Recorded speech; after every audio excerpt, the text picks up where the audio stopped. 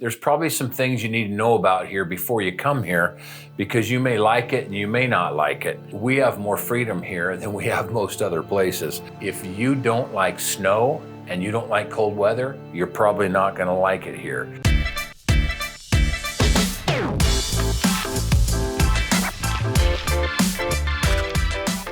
Hey, it's Jamie Jenisic, Team North Idaho Home Hunter here at Keller Williams Coeur d'Alene. And, we were talking about this week, why would you move to North Idaho? There's probably some things you need to know about here before you come here, because you may like it and you may not like it. One of the biggest things that I noticed when COVID hit was we have more freedom here than we have most other places. I didn't realize until we went over to Hawaii. We actually went over to the Big Island a couple years ago.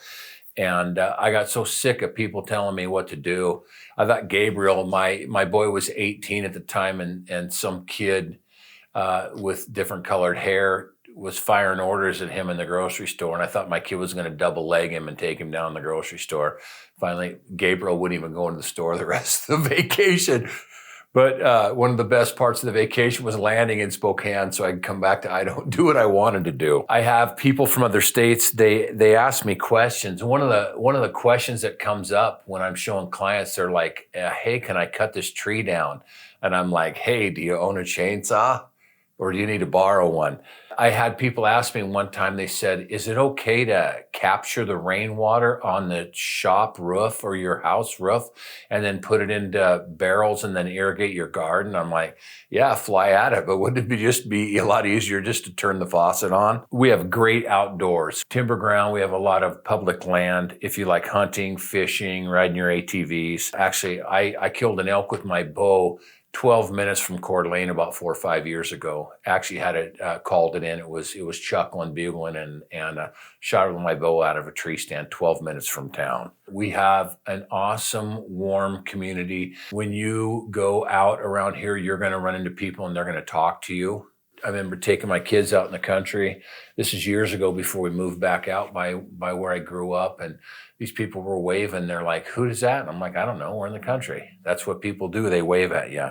Here's the cons. If you don't like snow and you don't like cold weather, you're probably not going to like it here. We have 4 definite seasons, and they are individual seasons: spring, summer, fall, and winter, and you're going to notice the difference. Goose season closes January 31st. So from the beginning of February into April and May, when the bass start biting, I could probably go somewhere else. I don't really dig the sloppy weather around here in the spring. We do have limited amenities compared to a bigger town. So if you want to go to a ballet, I actually have gone to some ballets and they were cool, but don't tell my hunting buddies that. But you're going to have to go to Spokane. And if you want to go to a big concert or something, you have to go to Spokane.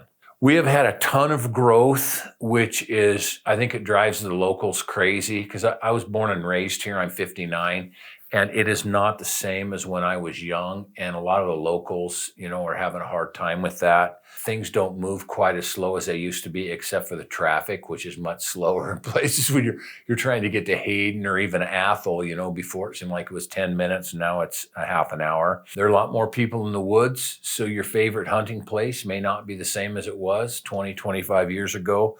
There's a lot more people, but I had actually not far from my house, I had 3 bulls bugling opening day for half a day. I'd still never killed one of them, but at least they were bugling.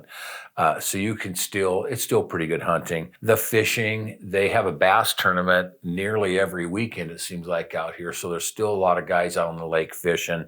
So what I'll do, if I want to go hunting and fishing, I usually go during the middle of the week when there's not quite as many people out. You just have to manage your time a little bit different.